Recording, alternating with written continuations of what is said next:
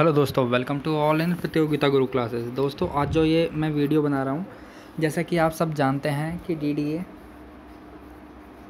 के अंदर वैकेंसी निकली हैं। पटवारी हो गया, माली हो गया, इस टाइप से निकली हैं। और ये जितने भी पटवारी की हैं और प्लस आपके एसएससी सीएचएसएल और स्पेशली डीआरडीओ और दिल्ली पुलिस, इन दो के लिए मेन है ये। डीआरडीओ और दिल्ली पुलिस हेड कांस्टेबल की जो वैकेंसी निकली हैं, इनके लिए मैं ये वीडियो बना रहा हूँ। पॉलिटिक्स के जो नोट्स हैं वो मैं प्रोवाइड करवा रहा हूँ। जितने भी रिलेटेड आर्टिकल हैं, आपको आर्टिकल 300 350 आर्टिकल मैं इसमें पीडीएफ के थ्रू दे दूँगा, ठीक है। और जो उसमें मेन है, जो कि स्पेशली डीआरडीओ, दिल्ली पुलिस, पटवारी और देन सीएचएसएल के लिए इम्पॉर्टेंट हैं, वो सारे के सारे मैं यहाँ पे कवर करवा रहा हूँ, ठीक है दोस्तों। चलिए स्टार्ट करते हैं बिना किसी देरी के। दोस्तों, जो इम्पोर्टेंट आर्टिकल है वो है सबसे पहले फर्स्ट, ठीक है, अनुच्छेद 1 या आर्टिकल नंबर 1। भाग 1 के अंदर कितने आर्टिकल आते हैं? आर्टिकल आते हैं 1 से लेकर 4 तक। संघ और उसका राज्य क्षेत्र। पहला आर्टिकल है संघ का नाम और राज्य क्षेत्र, कि उस संघ का क्या नाम होगा। जैसे कि भारतीय संविधान में सबसे पहली लाइन जो लिखी है वो ये है कि भारत राज्यों का संघ है, ठीक है दोस्तों। उसी प्रकार जो भी इसमें पहला आर्टिकल है वो है संघ का नाम तथा राज्य क्षेत्र। पहले कई बार ऐसा होता था कि जैसे हमारा नेपाल हो गया, बांग्लादेश हो गया, पाकिस्तान इंडिया से आज़ादी मिलने के बाद अलग हो गए या उससे पहले अलग हो गए, तो उस तरीके से अब ये ऐसी कंडीशन दोबारा ना आए, इसलिए आर्टिकल नंबर 1 रखा गया कि भारत एक राज्यों का संघ होगा।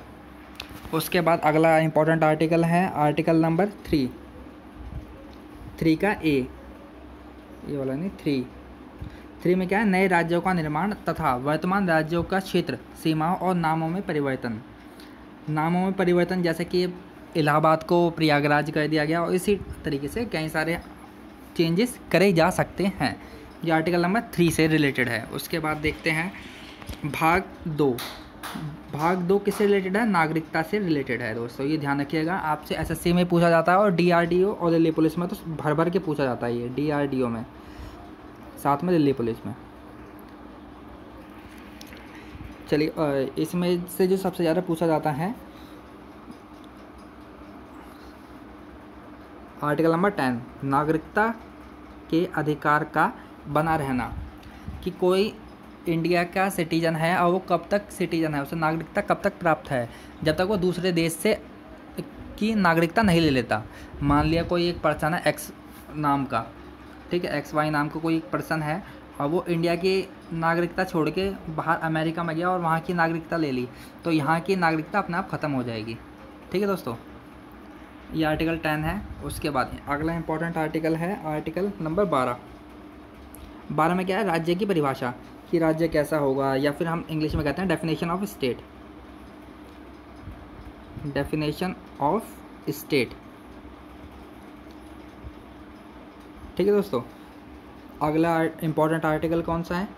इस पूरी वीडियो के अंदर जो भी जितने भी वीडियो बनाएंगे आर्टिकल के, हो सकता है पार्ट 1 ही बने, या फिर हो सकता है अगर आपका साथ रहा तो पार्ट 2 भी बने इसका, ठीक है। लेकिन 1 के अंदर जितने भी इम्पोर्टेंट है, अगर आपने ये वीडियो देख ली तो आपको किसी और वीडियो की रिक्वायरमेंट नहीं होगी, ये मेरी पक्की बात है आपसे। उसके बाद आर्टिकल नंबर 13। आर्टिकल नंबर 13 क्या है? मूल अधिकारों से असंगत या उनके अल्पीकरण करने की विधियाँ, कि आपके जो मूल अधिकार है, फंडामेंटल राइट्स जो हैं, आपके फंडामेंटल राइट्स जो हैं, उनको कम या बढ़ाया जा सकता है। वो कैसे? आर्टिकल नंबर 13 के द्वारा। जैसे पहले इसमें था संपत्ति का अधिकार, तो फंडामेंटल राइट के अंदर था, लेकिन उसको फंडामेंटल राइट से हटा के संपत्ति का, प्रॉपर्टी, राइट टू प्रॉपर्टी का अधिकार में शिफ्ट कर दिया गया है, ठीक है। उसके बाद नंबर सबसे ज़्यादा रिपीटेड एसएससी के अंदर है, वो है आर्टिकल 14 और 15। काफ़ी बार पूछे गए हैं और लगातार पूछे गए हैं। विधि के समक्ष समानता, यानी कि कानून के सामने सब समान है, यह आर्टिकल नंबर 14 कहता है। उसके बाद आर्टिकल नंबर 15 क्या कहता है? धर्म मूल वंश, जाति, लिंग, जन्म स्थान के आधार पर भेदभाव का निषेध। यानी कि कोई भी व्यक्ति किसी भी व्यक्ति के साथ रंग, रूप, आकार, प्रकार, जाति और धर्म के आधार पर भेदभाव नहीं कर सकता। ये आर्टिकल नंबर 15 कहता है। ठीक है दोस्तों, आर्टिकल नंबर 15 क्या कहता है? धर्म, जाति, लिंग के आधार पर भेदभाव निषेध है, और रंग भी है इसके अंदर, कलर। ठीक है, अगला देखते हैं। अगला इम्पोर्टेंट आर्टिकल कौन सा है? आर्टिकल नंबर 16, लोक नियोजन के विषय में अवसर की समता। इसमें क्या है कि आपको सभी लोगों को समान अवसर दिया जाएगा। अवसर की समता मतलब सभी को समान अवसर दिया जाएगा काम करने के लिए। ठीक है, ये आर्टिकल नंबर 16 कहता है। 17 और 18 काफ़ी बार पूछा गया पटवारी के अंदर। आर्टिकल नंबर 17 क्या कहता है? अस्पृश्यता का अंत, यानी कि छुआछूत का अंत, कि कोई नीच जाति का है तो हम उसे छुएंगे नहीं, ऐसा इस टाइप से दलितों के साथ जो भेदभाव हो रहा था उसे रोकने के लिए आर्टिकल नंबर 17 लागू किया गया। और आर्टिकल नंबर 18 क्या है? उपाधियों का अंत। ठीक है, उपाधि का अंत से रिलेटेड है कि जैसे पहले कई लोग होते थे वो अपने नाम के आगे लगा लेते थे, राजा, महाराजा, धीराज, ऐसे करके XYZ लगा लेते थे, कितनी ही पदवियाँ। तो ये इन उपाधियों का अंत कर दिया गया। 18 के बाद अगला इम्पोर्टेंट आर्टिकल है आर्टिकल नंबर 19। 19 क्या कहता है? वाक स्वतंत्रता। इसके अंदर वाक स्वतंत्रता यानी कि बोलने की छूट और विषयक कुछ अधिकारों का संरक्षण। इसके अंदर 19 के अंदर 19A, 19 के फर्स्ट के अंदर, उसके बाद A है, ऐसे ही B है, फिर C है, फिर D है, ऐसे करके काफ़ी सारे हैं। ठीक है, सारे नहीं कर पाऊँगा, इसलिए 19 का ध्यान रखिए। आपकी जितनी भी स्वतंत्रता है बोलने की, संघ बनाने की और इस टाइप से है, सारी की सारी आर्टिकल नंबर 19 में आती हैं। उसके बाद आर्टिकल नंबर 20, अपराधों की दोष सिद्धि। अपराधों की दोष सिद्धि के संबंध में संरक्षण, आर्टिकल नंबर 20 कहता है। इसके अंदर रेट्स वगैरह जो जारी होते हैं ना, वो आर्टिकल नंबर 20 के थ्रू ही होती हैं। उसके बाद 21वां सबसे इम्पोर्टेंट, और बार बार सवाल अलग अलग शिफ्टों में अलग अलग एग्ज़ाम में पूछा गया, और ये तकरीबन चारों एग्ज़ाम में आया, यानी कि पटवारी में भी आया है, आपके दिल्ली पुलिस के अंदर भी आया है, DRDO के अंदर आया है, और SSC के अंदर तो लगातार कम 5 से 7 बार आया हुआ है, CHSL के अंदर। कि प्राण और दैहिक स्वतंत्रता यानी कि जीवन जीने का अधिकार किसके पास है? आर्टिकल नंबर 21 के अंडर है ये। ठीक है, अगला क्या है? आर्टिकल नंबर 21 का A, प्रारंभिक शिक्षा यानी कि राइट टू एजुकेशन 6 से 14 साल के बच्चों के लिए लाया गया। अगला क्या है? आर्टिकल नंबर 22, कुछ दशाओं में गिरफ्तारी और निरोध का संरक्षण, यानी कि आपको गवर्नमेंट की साइड से वकील मिलेगा, कोई गरीब आदमी है उसे अपने बचाव के लिए। ठीक है, तो ये आर्टिकल नंबर 22 है। और जितने भी मैं आर्टिकल बता रहा हूँ ये सारे के सारे इंपॉर्टेंट हैं।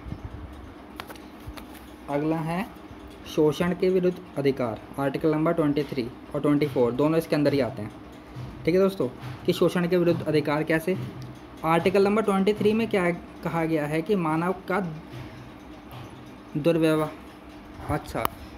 दुर्व्यापार, यानी कि जो पहले क्या करते थे, आदमी बंदी बना लेते थे कि अगर कोई पर्सन है और वो आपका पैसा नहीं लौटा पा रहा है तो आप उसे जबरन कैद कर लेते थे और अपने लिए कुछ भी काम करवाते थे, XYZ कुछ भी, मतलब कि खेत में जोत दिया या अपना दासी बना लिया। तो ये अब उन्होंने बंद कर दिया, यानी कि ह्यूमन ट्रैफिकिंग, जो ज़बरदस्ती आदमियों को उठा के उनसे काम करवाया जाता था।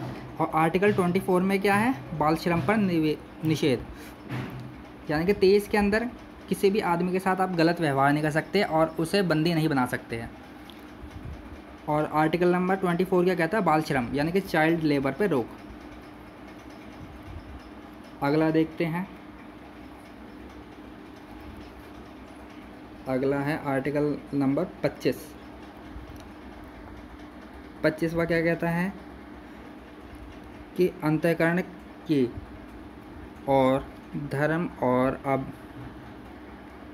अबाध रूप से मानने, आचरण और प्रचार करने की स्वतंत्रता। आपसे डायरेक्ट सवाल पूछेगा कि धर्म के प्रचार करने की स्वतंत्रता कौन से आर्टिकल के अंडर दी है, तो यह है आर्टिकल नंबर 25। आपको इस वीडियो के अंदर जितना भी PDF चल रहा है ये 24 पेज का है, 24 पेजेस हैं इस वीडियो के अंदर। और ये सारे के सारे आपको नीचे जो टेलीग्राम चैनल का लिंक दे दूंगा मैं, टेलीग्राम चैनल का, और उसका नाम है प्रतियोगिता गुरु। ठीक है, आप वहाँ से जाके सीधा इसे डाउनलोड कर सकते हैं। ठीक है, प्रतियोगिता गुरु, ध्यान रखिएगा।